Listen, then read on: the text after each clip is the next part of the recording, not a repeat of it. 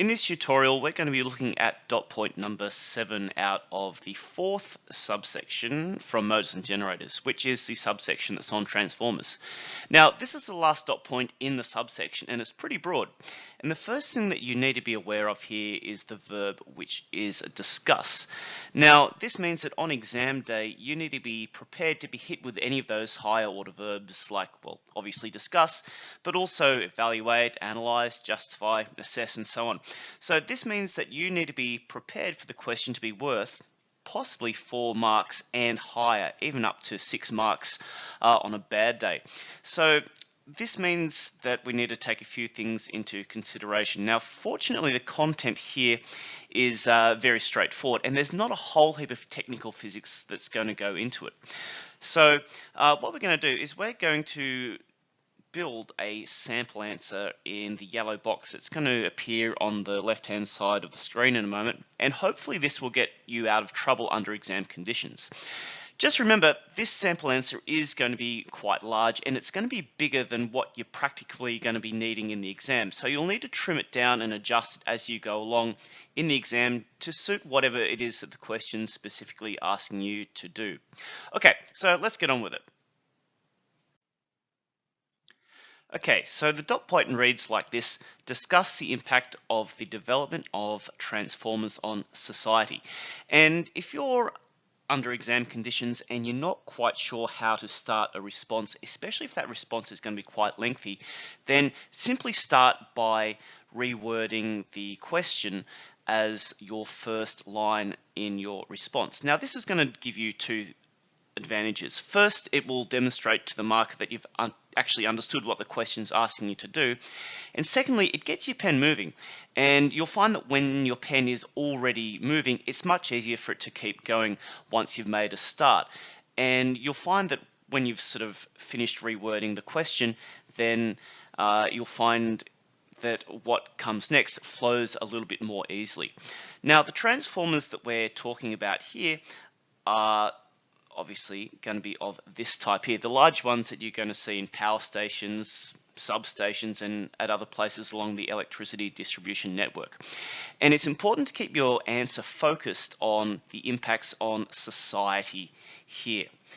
Okay, so the hidden meaning behind this dot point is actually not so much about transformers, but it is about AC electricity, seeing as that only AC electricity works with transformers. So in the next part of our response, we're actually going to switch the argument around from transformers to AC electricity. This is the point where in your response you can get some physics into it, and you'll see them starting off here by comparing AC to DC. So here the key difference is that AC voltages can be transformed, but DC voltages can't easily be transformed.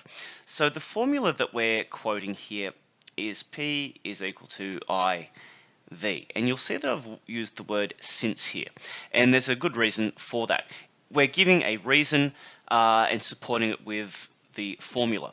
So because P is equal to IV, if we step up the voltage here, this means that the current drops like so, and this keeps the power constant due to conservation of energy.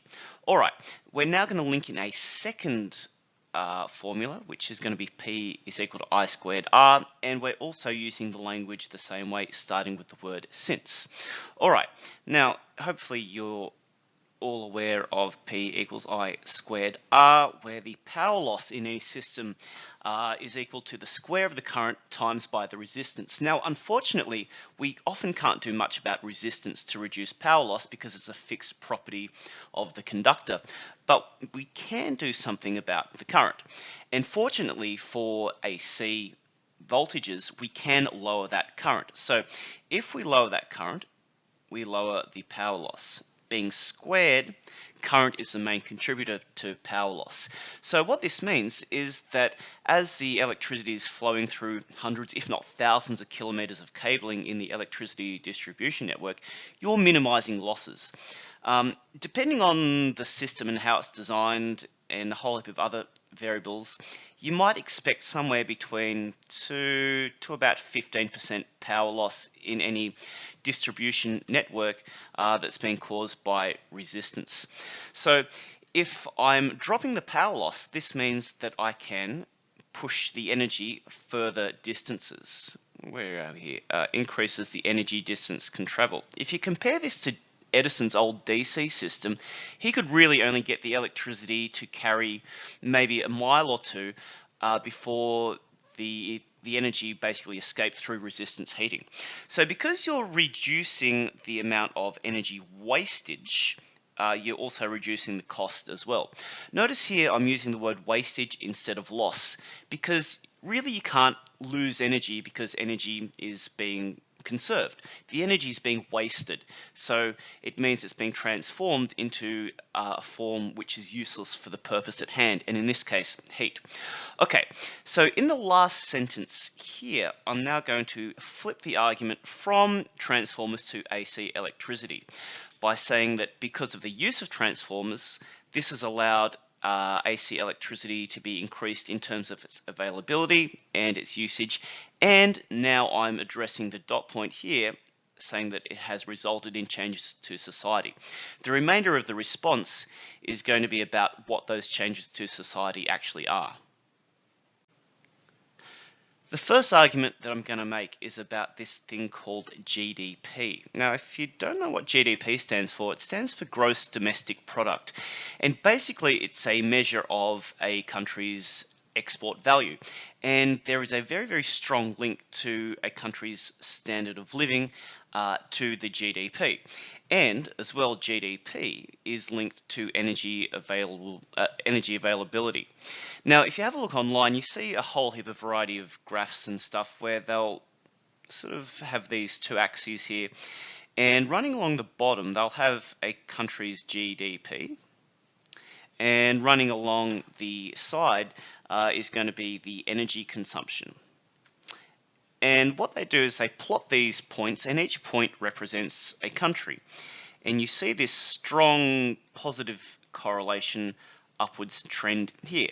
So up in the top part of the graph, you see very wealthy countries with high energy requirements, such as the US, Canada, Australia, Germany. And of course, you're going to associate those countries with a higher standard of living. If you have a look down the bottom of the graph, those countries that have got a low energy consumption and therefore a low GDP, such as countries in sub-Saharan Africa, and you're going to associate those countries with a much lower standard of living. So if the standard of living is much higher, this does lead to higher personal incomes, and that means that governments can levy higher taxes and then hopefully spend those taxes on things that benefit society, such as health and education. And whenever you're looking at markers of standard of living in every country, they're the sort of things that you're looking at: health, education, and of course that is also linked into things like lifespans as well. The next point here is really the one of the most convincing arguments for AC electricity. And this means that because you're losing so little power over distance, you can pretty much put a power station wherever you want. Now, if you have a look at the image on the right here, this is the Eraring power station, which supplies the bulk of Sydney's energy requirements. And Eraring is up near the Lake Macquarie region. So why are we going to place a power station there? Well, there's one of two reasons. If you place power stations away from population centres, then you're not going to get all the health problems associated with the burning of coal, because of course in Australia most of our electricity is generated from burning coal, and that burning coal does produce quite a lot of pollution into the atmosphere, and it does contribute to poor air quality. Now, the power companies do have an obligation to clean up their emissions as much as they can to reduce things like soot, sulfur and nitrogen that's being pumped into the atmosphere, but still removing that from population centres where you've got millions of people does improve air quality. And the other advantage here is that you can build your power station right next to a coal mine if you want.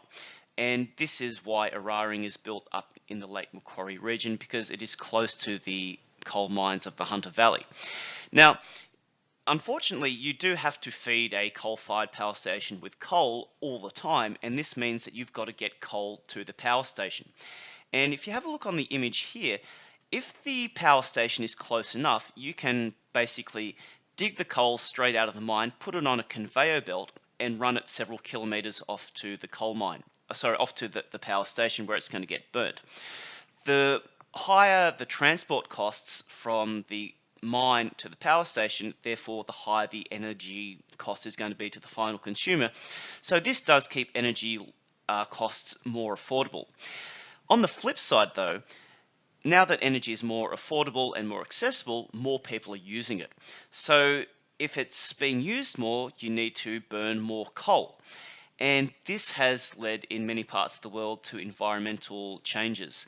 So one of the main ones is acid rain, where the nitrogen and sulfur containing gases from the burning of coal leads to the acidification of rainwater, which has significant environmental impacts. And also as well, from the carbon dioxide produced is going to lead to climate change. And you'll see here, I've just said that it negatively affects people. I don't think it's necessarily advantageous to go into why that's a negative effect on people, because you do really need to get on with your response and start bringing in new bits of information. Now, before the Industrial Revolution, before basically coal and steam, and then shortly after the age of electricity, basically society shut down as soon as the sun went down. But now we can have a 24-hour society and a 24-hour economy. And there's some pros and cons to this. Of course, being able to now work 24 hours a day because you can see what you're doing with electric lighting, you can have the opportunities for shift work, and this has increased the employment opportunities for some people. However, on the flip side, if you've got people going out to work and socializing during the night, then that potentially could have an impact on family time, and especially if mummy is off having champagne with the girls or dad's off at work, then that's reducing face-to-face time that parents can have with their children, and that may or may not have a social impact that's significant, but it's worthwhile mentioning it regardless. The other big one here is that now that most of our manufacturing and production is being mechanized by machines that run on electricity, this means that you are going to have fewer opportunities for skilled labor jobs. So this is the other side to the argument. Even though you've got more employment opportunities during different times of the day, the amount of types of work that you can do has been significantly reduced because of mechanization. This next point here, I think, it's optional, but it's worth throwing in case you get stuck for ideas or you need a little bit of extra detail to flesh out your answer. And we're going to compare back now to what would happen if we lived in a DC world. Now, in a DC world, the voltage is fixed, and of course, this is going to restrict what appliances you can design and what you can allow them to do in terms of useful things that are going to benefit people's lives. Now, by the time electricity reaches your house, it has been stepped down a number of times to 240 volts. And from there, appliances might need their own individual transformer to adjust the voltage again, depending on what it is that you're wanting the appliance to do. Now, for the majority of cases, your transformers that you plug into the power socket, such as a laptop charger or a phone charger, are a step-down transformer, because these appliances here are designed to run on very, very small voltages compared to what's coming out of the wall. And further, these transformers here are DC as well, because if you're using a charger to charge a device that runs on a battery, well, batteries produce DC power. One of the advantages of these power transformers here is it's very easy to convert an AC power supply into a DC one but it's not quite so straightforward to go back the other way. Why have I got the picture of the microwave here? The microwave is one of the few appliances that people are going to come across on an everyday basis that actually require a step-up transformer. And if you've ever picked up a microwave, you'll realize that they're pretty heavy. And that's because somewhere on this side of the microwave at the back is a step-up transformer that's got quite a large laminated iron core, and those are pretty weighty. So if you're using AC, it allows you to basically have a huge amount of flexibility in appliance design. You can get AC voltages to do anything you want, provided you got a suitable transformer, and including converting AC back to DC if that's what it is that you want to do. Okay, so what happens when you're in that situation where you've got one of those much higher order verb questions that's involving a verb such as assess, maybe you could get justify or evaluate, and typically these questions are worth maybe 5 or 6 marks, and that extra mark there is for some sort of personal opinion or reflection to these verbs here that might not be necessarily required in a verb like discuss. So it doesn't really matter what you write here as long as it's relevant. There is no right or wrong answers. The question is just fishing for your opinion, and you need to give one. And a good way of doing this is just making a concluding statement. And I've added one here. See if you like it. Like I said, there's no right or wrong answers, just as long as it's there and it's relevant. Only ever would be worth 1 mark in the marking criteria. Let's have a read through. Transformers and AC electricity have enabled significant progress in technology and society. Despite some negative impacts, progress has been largely positive. Without it, society is unlikely to have progressed as far since the War of the Currents. There's 3 sentences in this concluding statement and 3 things to note. First is that I'm presuming that there is some link between technology and society, which hopefully in your evidence has now supported that statement. And as well, we're combining transformers with AC electricity to essentially mean the same thing in addressing the effects of transformers on society. In the second sentence here, we're referencing the positive and negative aspects to transformers and AC electricity. You don't need to further summarize these because it's wholly unnecessary. All the evidence has already been written. And if you look in the last one here, we're almost getting back to this comparison to what would have happened if we had persisted with the DC system that was pioneered by Edison.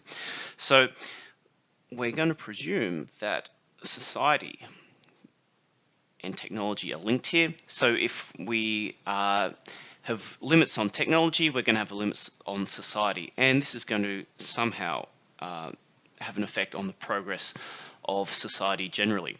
Okay, so I hope that you found the explanation useful and informative. Now on the next slide, I'm just going to put the whole response back together, and we can now see what it looks like.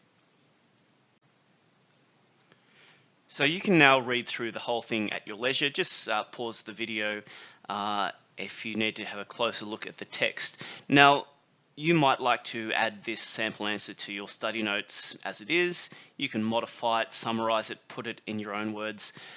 Do whatever you feel is useful in addressing that dot point. So hopefully now you've got enough background information and enough useful things you can write about that will get you out of trouble on exam day if you do get this question.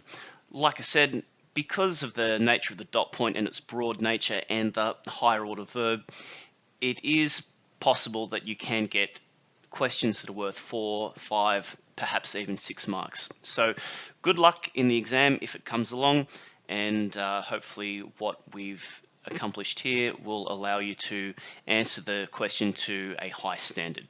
Thanks for watching, and goodbye.